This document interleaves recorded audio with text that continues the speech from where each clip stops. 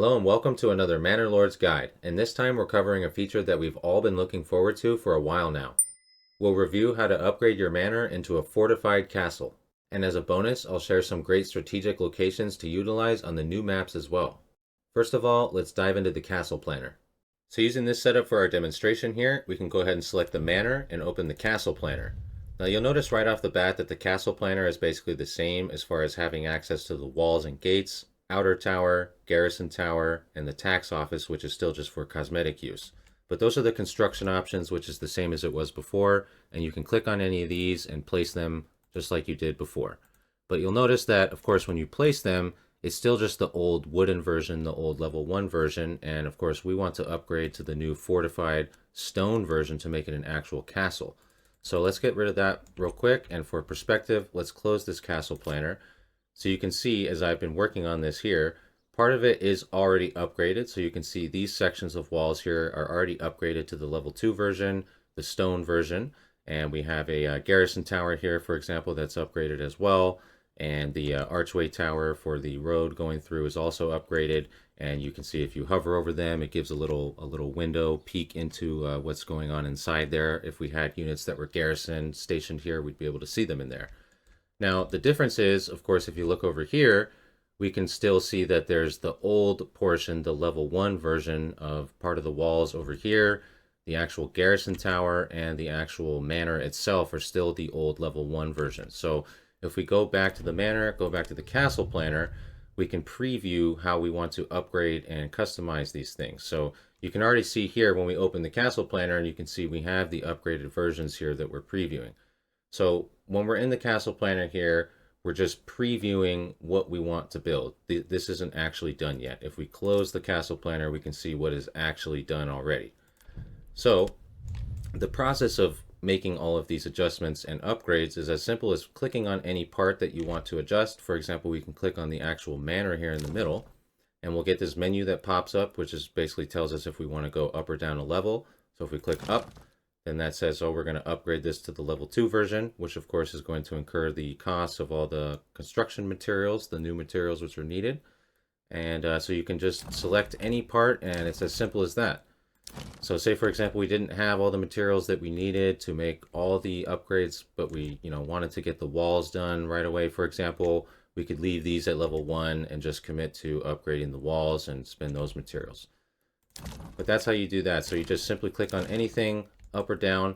And the other customization option here, which is really nice for the walls, if you go ahead and, so for example, we select this section of wall right here, you'll see these pins that pop up.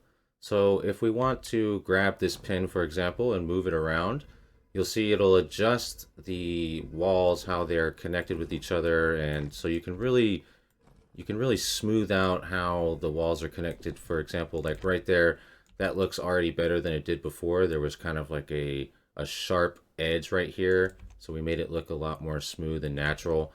We can kind of do the same thing over here if we wanted, smooth it out so we get a nice smooth edge right here, and it makes it look a little more aesthetically pleasing. So that's really nice as far as you can customize the walls and how they're laid out with those pins there, which is fantastic. I believe you can also separate the portions like that. And then if you want to put them back together, you'll get a pop-up right here, which will give you the option to snap those sections of walls back together, and then they'll move as one unit, basically.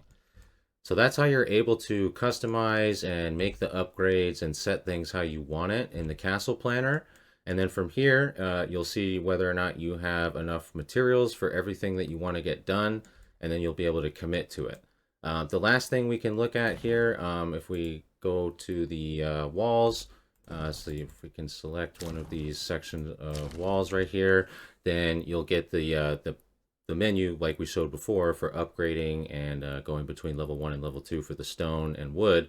But on the walls, you'll also see another option down here, which is to add or remove the garrison portion, the ramparts, where you'll have space for your units to garrison up on the walls. So you can add or remove those with the second button here on the walls. So if you select a section of walls, you'll get this additional portion right here. One thing to note, though, is that the garrison ramparts are only able to be applied on one part of the wall, which should be the inner part. So if you place a wall, for example, like this one over here got placed, and if I want to put a rampart on it, you'll see it puts the rampart portion on the outside of the castle, which of course do not want. So make sure when you place the walls that they're facing technically inward so that you'll be able to place the ramparts in the inner portion of your castle. Once you have all the materials ready and you've laid out everything how you want it, click commit and the construction will begin. Keep in mind that this will most likely take a while unless you have the building materials nearby with a large workforce of unassigned villagers. But once it's done, the result will be worth the investment. I mean, come on, how epic is that, right? Another thing that you'll notice is that there's no longer a restricted building area around the manor for placing any of the parts from the castle planner. So this does give us a little bit more freedom for how and where we want to place any of these things. So I guess theoretically, you could use this to expand the parts far out from the manor without having to continuously place more outer towers to expand the construction area. For example, I know that a lot of people want to surround their entire town with walls, but I don't think that's what it's meant for necessarily. I also have not tested it out to see if it causes issues to residential buildings if they're within the castle planner area like it did previously. The other big factor to consider is that all of the upgraded parts will cost a lot of materials to construct, including many of the new dressed stone blocks and mortar. I posted another video here on my channel which shows more about the new resource categories, including how to obtain the materials needed for the stone castle upgrades. But I also wanted to point out here that one of the new development perks gives a significant reduction to the construction costs. If you go to the new development tree, you can select the Strasbourg Masons perk, which reduces castle planner construction costs by 30%. It also gives a boost to the production of stonemason stations, so if you're producing the dressed stone blocks within your region, this is another helpful increase. I don't think that this perk is necessarily the best option for your town overall, but it is a nice option to use for experimenting with the castle planner, so why not? So like I mentioned earlier, we'll also take a look at some locations on the new maps that could be great options for you to build a castle. In the demonstration for this video, I'm on the new Jagged Cliffs map over in the top left region. There's a huge outcropping over here, which is where I placed the castle. On the map selection, if you choose this starting location, it will put you right next to that cliff. But there are actually a couple other good options in this same map as well. The bottom left and bottom right regions have a couple of really nice cliffs which are also near the edges of their regions where enemies might invade from. This is the spot in the bottom left region. As you can see, it has a nice strategic location right here. And right across the way in the bottom right region over here is this location, which looks really good for similar reasons. Also on the new lake map, the top middle region has some good spots too. Pretty much anywhere along this ridge above the lake would be really nice aesthetically. But similar to the locations from the Jagged Cliffs map, this spot right over here is also really good strategically. I'm sure there are even more great locations to choose from, but I just wanted to share a few of the spots that I had noticed so far. And special shout out to the High Peaks map, which still has several really strong locations that I've shown in previous videos as well. Last thing to note here is that the developer did say in the patch notes for the beta that currently some of these mechanics might be a bit buggy. For example, I noticed that garrisoning the units on the ramparts in particular had some issues. However, as you can see, the actual castle planner and construction features are good to go overall.